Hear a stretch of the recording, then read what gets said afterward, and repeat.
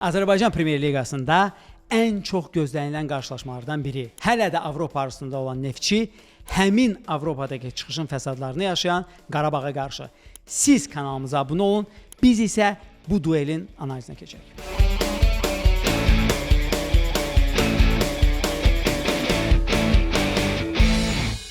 Əlbəttə ki, uzun-uzadı danışmadan birbaşa gəlin başa düşməyə çalışaq ki, komandaların mövcud durumunda, mövcud itkiləri ilə hansı formasiyalar mümkündür və harada hər iki komanda bir-birini cəzalandırmağa çalışacaq. Neftçidə bildiyimiz kimi, Neftçi nominal ev sahibidir. Özdə bu komandalar arasında iki görüş olacaq. Əvvəlcə aprelin 26-sında növbəti tur maçıdır. Aprelin 30-u isə komandalar arasında təxirə salınmış oyun olacaq və ironiya ondan ibarətdir ki, əgər 2021-ci ildə Neftçi Qarabağı öz qarşılaşmalarında son turda məğlub edərək dramatik şəkildə ölkə çempionluğunu təmin etdisə, bu dəfə Neftçi özünün Avropa işini asanlaşdıraraq Qarabağın çempionsuzluğuna, daha doğrusu çempionluqdan məhrum olmağını rəsmiləşdirə bilər. Bunun üçün əslində Qarabağ bu iki oyunun birində xal itirməlidir və Qarabağın son durumu bizə düşünməyə rəvac verir ki, bu mümkündür. Meydan sahibi olduğu üçün gəlin Neftçini başa düşməyə çalışaq. Əlbəttə ki, Qarabağın top klub olduğunu nəzərə alaraq nə qədər güclü build-up-a və yaradıcı oyuna malik olduğunu məncə Vernidub da düşünərək bu maçda klassik 4-2-3-1-ni bir qədər adaptiv 4-1-4-1 taktikasına keçirəcək. Əlbəttə ki, həmin mövqedə də fundamental ana açar futbolçularından biri Metsi olacaq. Amma əgər top Qarabağda olacaqsa və biz Qarabağın nə qədər kontrolü sevən, nə qədər topa dominasiyanı sevən komanda olduğunu nəzərə alaraq düşünürük ki, Qarabağ yenə də bir nömrə oynayacaq. Ona görə də bu taktika 4-1-4-1 çox orqanik şəkildə 4-5-1 taktikasına çevriləcək. Başqa bir ehtimal isə bu 4-1-4-1-dən daha çox 4-2-3-1, hansı ki yenə də müdafiə fazasında 4-5-1-ə çevrilir.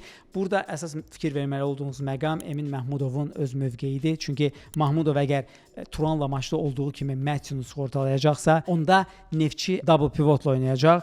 Bu da əslində başa düşüləndir. Amma bizim fikrimizcə yenə də topsuz oyunda Neftçi 4-5-1 oturacaq ki, bir tərəfdən kifayət qədər dərinə oturmasın, amma digər tərəfdən Qarabağı pas kanallarından məhrum etsin. Əlbəttə ki, Neftçinin ən böyük itkisi Zirə ilə qalmaqallı maçın sonunda qırmızı kart almış Breno Almeida'dır. Çünki biz danışmışdıq ki, Emil Səfərovun sol yarımcinahdan hücuma qoşularaq ikinci hücumçuya çevrilməsi eyni zamanda Neftçinin build-up'ını yuxarı qaldırmasında ən böyük pay sahiblərindən biri məhz Breno Almeida idi. Çünki Breno Almeida sol cinah yükləndiyi halda sağ cinahdan birə-birlər üçün çox ideal futbolçudur. Vernidubun onu kimlə əvəz edəcəyi çox maraqlıdır. Çünki bir tərəfdən Murad Məmmədov var. Murad Məmmədov istedadlı futbolçu olsa da yenə də həmin o Vernidubun oyununda sağ cinahdan, yəni hücumun getdiyi əsas yox, ikinci hücum kanalında etdiyi tələblərə bir qədər uyğun gələn oyunçu deyil. Ona görə bu adaptasiyanı adam necə edəcək? Bu maraqlıdır. Çünki nəzərə alırıq ki, Qarabağ dominant komandada Qarabağa qarşı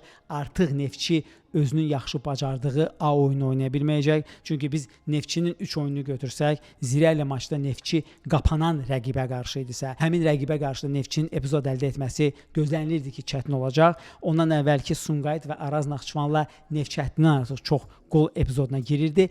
Burada da bir tərəfdən Qarabağın pressingini əgər absorbasiya ilə, yəni özünə sıxa bilsə, bir qədər onu neytrallaşdıra bilsə və o pressingi ya uzun toplarla, ya da paslarla keçə biləcəyi təqdirdə Sumqayıt və Araz Naxçıvanla olduğu kimi Neftçi kifayət qədər qol epizodu əldə edə bilər. Amma bu real görünmür, çünki nəzərə alırıq ki, həmin oyunlardan fərqli olaraq bu maçda Qarabağ dominant olacaq, həm də Qarabağ futbolçularının ustalıq dərəcəsi qat-qat üstündür.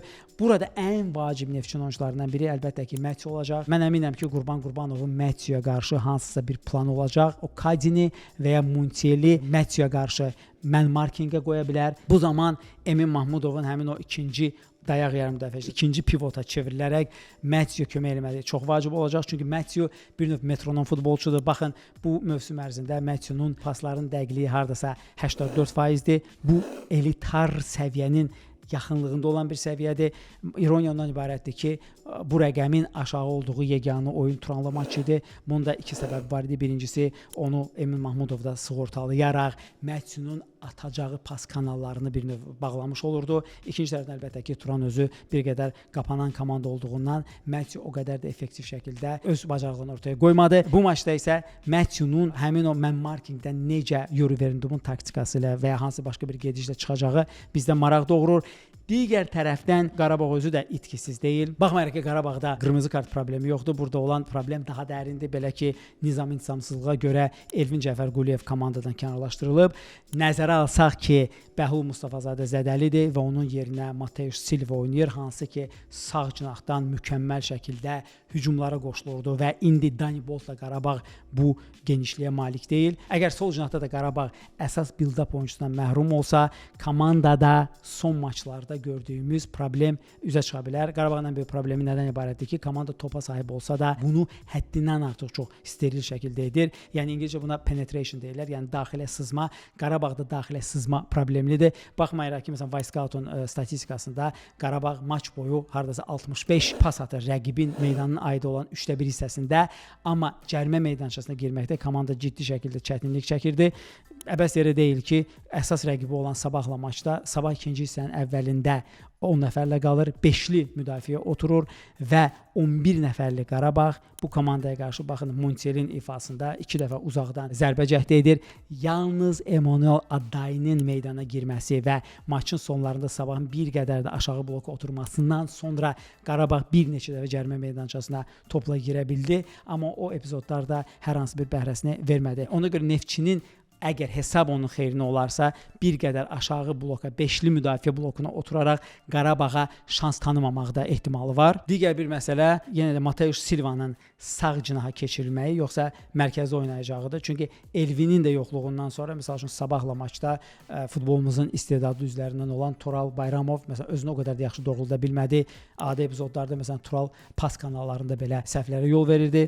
Yəni bu maçda necə olacaq? Bu da maraqlı bir sualdır. Emaye artıq komandadan kənarlaşdırılıb. Onun yerinə Bədavi girərsə Sabahla maçda və ya Newcastle maçda olduğu kimi bunun işləməsi üçün Qarabağ özü gərək 5'li müdafiə ilə oynasın və ya əgər Bədavi girərsə ona qarşı xüsusilə Vargas oynayacağı təqdirdə kifayət qədər epizod əldə etmək şansı var. Yəni bütün bunları Qurban Qurbanov nəzərdən keçirməlidir. Lakin əgər nə Mateusz Silva sağ cinahda, nə Elvin Cəfərquliyev sol cinahda olmazsa, bu zaman komandanın hücum o penetration dedikdə daxilə sızmasında wingerlərlə ikili əldə edərək cərimə meydançasına girməkdə problemi olacaq. Əslində bir tərəfdən sağ cinahda Qarabağın buna həlli Dani Bolt'dur. Dani Bolt bir tərəfdən Qarabağda cinah oyunun öhdəsindən normal şəkildə gəlirdi. Yəni əgər detallarına girsək, Zubir ən kənarda oynayan futbolçudur və Zubirin yanına gələn Elvin lazım olduğu halda yarım cinaha girir, lazım olanda Zubirlə yerini dəyişir. Amma Andrade'nin ən böyük istedadı özəllikləri hardasa 14 nömrəli zonada olanda üzə çıxır. Ona görə də Qurban Qurbanov Mateusz Silva'da istifadə edəndə bütün cinahı bağlayan oyuncu kimi istifadə edirdi ki, bura Andrade girə bilsin, lazım olduğu halda nominal 10 nömrə ilə bir növ yer rotasiyası elə bilsin. Amma Dani Bolt bir tərəfdən sağ cinahda çox ciddi iş görə bilsə də Mateusz Silva'nın effektini verə bilmir. Gəlin hər iki oyuncunun istilik xəritəsini nəzərdən keçirək və biz görürük ki, Mateusz Silva nə qədər intensiv şəkildə bir növ paravoz funksiyasının öhdəsindən gəlir. Yəni müasir lateralinin, cinah müdafiəçisinin etməli olduğu işi nə qədər mükəmməl şəkildə edir. Və əlbəttə ki, Boltla bağlı problem ondan ibarətdir ki, daha bir problem deyərdim ki, adamda son məhsulun o qərar verici elementdə olan axsaqlıqdır. Belə ki, dəfələrlə Sabahla maçda, hətta Şamaxı ilə oyunda belə Bolt yaxşı yarı zərbə, yarı kəsərli pas mövqeyində sadəcə olaraq qapışıya belə bir növ yarı asma, yarı pas edirdi və bu Boltun oyunda təkrar olunan trenddir. Ona görə bütün bunlar və nəzərə alsaq ki, Qarabağın özündə də çox ciddi psixoloji problemlər var. Komandanın düşərgəsində hər şey yaxşı getmir.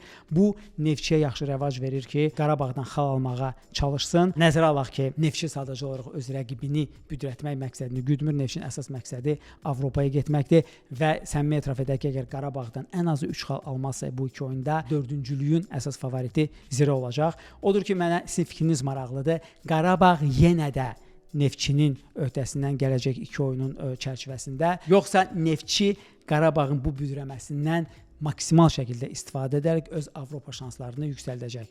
Fikirlərinizi şərhlər bölməsində bildirməyi unutmayın. Videomuzu bəyəndinizsə like düyməsini sıxın, kanalımıza abunə olun ki, belə videolar buraxmayasınız.